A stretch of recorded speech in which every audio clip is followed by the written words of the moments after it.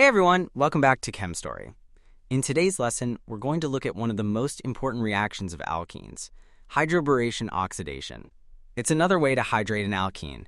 In other words, we're adding water across the double bond. But here's the key. This reaction follows the anti-Markov-Nikov rule. That means the OH group ends up on the less substituted carbon, which is the opposite of what we saw with oxymercuration. Let's take a closer look at how it all works. So here's the big picture. We start with an alkene, and we treat it with borane, BH3. Then in a second step, we oxidize it using hydrogen peroxide under basic conditions. The final result? We get an alcohol. But here's the twist. The OH group adds to the less substituted carbon, and the hydrogen adds to the more substituted one. That's what we call anti-Markov-Nikov addition. And there's one more key feature. Both groups add to the same face of the double bond. So this reaction also gives syn addition. Now let's talk about the reagent we're using, borane. The thing is, BH3 on its own is pretty unstable.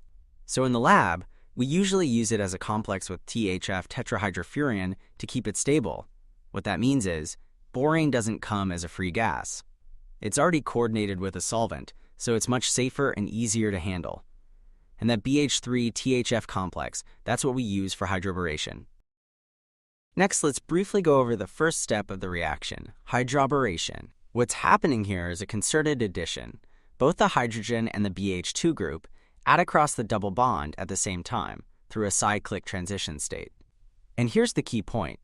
The hydrogen ends up on the more substituted carbon, and the BH2 ends up on the less substituted one. That's what gives us the regioselectivity. Also, because they add at the same time and to the same face, this step gives us syn addition. We'll take a closer look at how that happens in the detailed mechanism coming up soon. Now let's take a closer look at the second step, oxidation.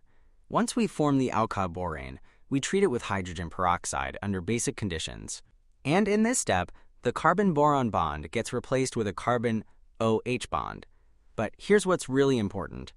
The configuration stays the same.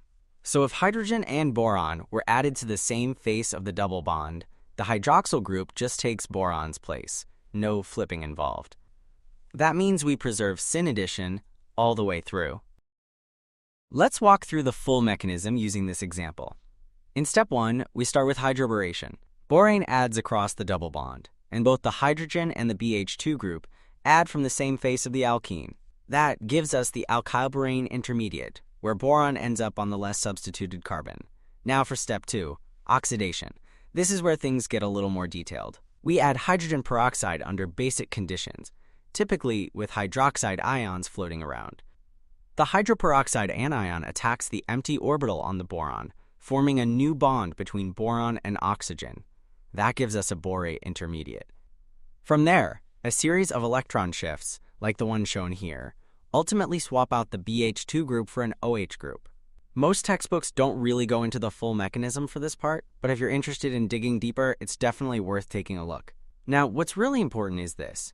The whole process happens without flipping the stereochemistry. So if boron and hydrogen added to the same face of the double bond, the new OH group will take boron's place on that same face. The end result? An alcohol where both the H and OH are on the same side, which is exactly what we mean by syn addition. Now let's briefly go over the regiochemistry and stereochemistry. First, the regioselectivity. This reaction follows the anti-Markov-Nikov rule. So the hydroxyl group always ends up on the less substituted carbon, and the hydrogen goes to the more substituted one.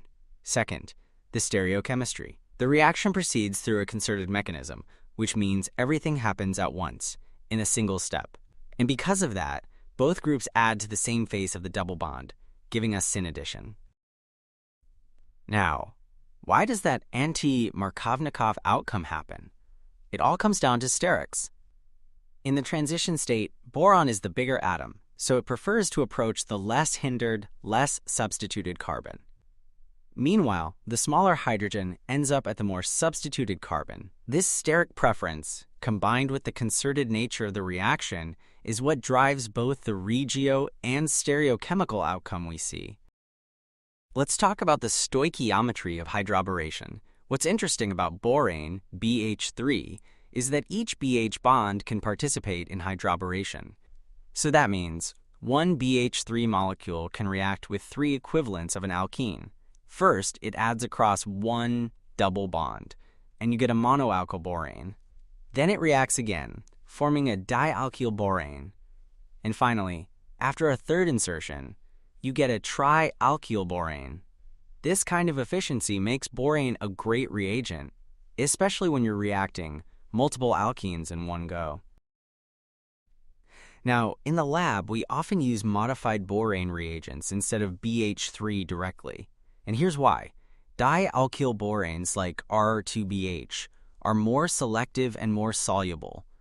They've got 2 alkyl groups attached to the boron, and that changes how they interact with the alkene. This added steric bulk helps with stereoselectivity, so we can get cleaner products with better control. So if you see a reagent like R2BH, just know it's designed for better performance than plain BH3. Let me show you a few examples of these dialkyl borane reagents. One of the most common is 9BBN, short for 9-borobicyclo-331 nonane. It's bulky, stable, and easy to use, a go-to choice in many labs. There's also dicyanmilborane and dicyclohexylborane. Each of these has bulky alkyl groups that help guide the reaction and improve selectivity. So depending on what you need, whether it's solubility, stability, or steric control, you've got several options to choose from. Finally, let's visually compare BH3 with 9BBN. As you can see, BH3 is small and compact, which makes it reactive, but sometimes a little too aggressive. 9BBN, on the other hand, is much larger. That added bulk helps it steer away from crowded positions on a molecule. It gives you more control over regioselectivity and helps you avoid unwanted side reactions. So depending on the structure of your substrate, choosing the right size reagent can make all the difference.